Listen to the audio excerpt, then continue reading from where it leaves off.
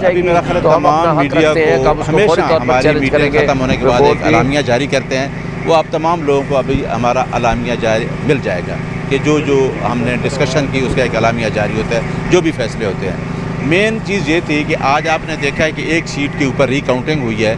اور دوبارہ سنا ہے کہ ان کی انٹینشن ہے کہ 20 حلقوں کے اوپر دوبارہ ری کاؤنٹنگ کی جائے۔ اس کے پیچھے بہت بڑا مقصد ہے، کیونکہ آپ کو پتہ ہے کہ اسمبلی کے اندر ایک قانون سازی ہوتی ہے، دستور بنایا جاتا ہے، اور اس کے پیچھے ہمیشہ انہوں نے پچھلے سال بھی اس طرح کیا کہ وہ کسی نہ کسی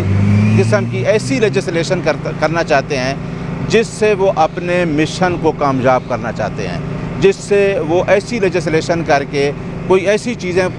لانا چاہتے ہیں جو پاکستان تحریک انصاف کے لیے اور مزید نقصان دہ ثابت ہوں۔ سب سے ایک بات تو یہ ہوئی کہ یہ جو ری کاؤنٹنگ ہے، ایک طرف سے آپ کہہ رہے ہیں کہ ٹریبیونل میں جا رہے ہیں اور ٹریبیونل 25 طریقے سے کام کر رہے ہیں، اور دوسری طرف سے آپ نے اگر ری کاؤنٹنگ کرنی ہے اس طریقے سے تو یہ بالکل غیر قانونی، غیر آئینی اقدام ہے۔ آئین اور قانون اس کی اجازت نہیں دیتا۔ لہٰذا ہم تو پہلے یہ کہہ رہے ہیں کہ ہمارے کینڈیڈیٹ جو تھے وہ 202 سیٹ پہ جیت رہے تھے۔ ہم کہتے ہیں کہ پاکستان تحریک انصاف کا مینڈیٹ چوری کیا گیا ہے۔ آج ہمارے ساتھ یہ آج ڈسکشن میں آیا ہے کہ ہم پرامن طریقے سے، جو آئین کا آرٹیکل 16 ہمیں اجازت دیتا ہے کہ ہم اس کا پرامن طریقے سے احتجاج کریں گے۔ جو مینڈیٹ چوری ہوا ہے اس مینڈیٹ کے لیے ہم پورا ایک تحریک کا آغاز کرنے جا رہے ہیں، کیونکہ جس مینڈیٹ کو چوری کیا گیا ہے وہ آپ کے سامنے ہے کہ فارم 45 کے اندر آپ 3 حلقے اسلام آباد کے دیکھ لیں سامنے کہ کس طریقے سے وہ رزلٹ فارم 45 پہ تھا اور پھر کس طریقے سے اس کو فارم 47 میں تبدیل کیا گیا ہے۔ تو مین ہمارا، اور اس کے لیے ہم سپریم کورٹ بھی جائیں گے، مین ہمارا فوکس تھا کہ جو ہمارا مینڈیٹ چوری ہوا ہے اس مینڈیٹ کو کسی نہ کسی طریقے سے ہم ہر فورم پہ جائیں گے اور اس مینڈیٹ کو واپس لیا جائے، اور جو پاکستان تحریک انصاف کو 25 کروڑ عوام نے ووٹ دیا ہے اس ووٹ کو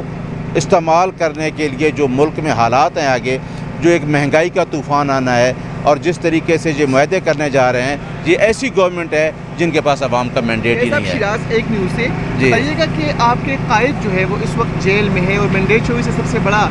مسئلہ جو ہے وہ قائد کی رہائی ہے، جو کہ ابھی تک ممکن نہ ہو سکی۔ کیا سمجھتے ہیں کہ جو وکلاء ونگ ہے وہ ایوان تک تو پہنچ گئے لیکن اپنے قائد کو باہر نہ نکال سکے، کیوں ان کی وہی ناکامی ہے یا وجوہات؟ دیکھیں، آپ دیکھیں کہ وکلاء پورا ٹرائل وہاں بھی لڑ رہے ہیں، سائفر کا کیس ہو، القادر کا ہو اور توشہ خانہ ہو، سارے کیسز کر رہے ہیں، لیکن آپ کو پتہ ہے کہ کدھر سے اجازت ہونی ہے تو کیس ختم ہونے ہیں۔ اب اسلام آباد ہائی کورٹ میں تینوں اپیلیں فکس ہو گئی ہیں۔ کل ہمارا مینٹینیبلٹی پہ ایشو پہ وہ فیصلہ تھا، وہ ہماری مینٹینیبلٹی کا جو اعتراض تھا وہ ختم ہو گیا ہے۔ انشاءاللہ تینوں اپیلیں سنی جائیں گی، کیونکہ ہم دیکھیں،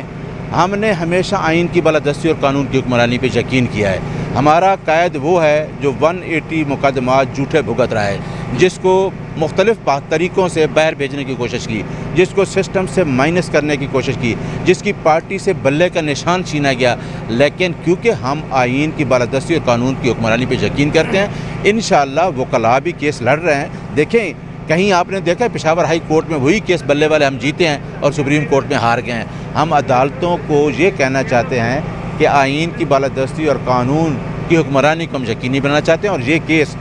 ہم جو لڑ رہے ہیں، جو اب ہائی کورٹ میں تینوں کیس پینڈنگ ہیں، انشاءاللہ ہماری کوشش ہے کہ اس میں جلد سے جلد ہائی کورٹ سے ہمیں ریلیف ملے، کیونکہ ایسے کیسز کو جس طریقے سے لٹکایا جا رہا ہے وہ آپ کو پتہ ہے کہ ایک آدمی کو ایک سسٹم سے مائنس کرنے کی پوری کوشش کی جا رہی ہے، لیکن انشاءاللہ وہ نہیں ہوگا۔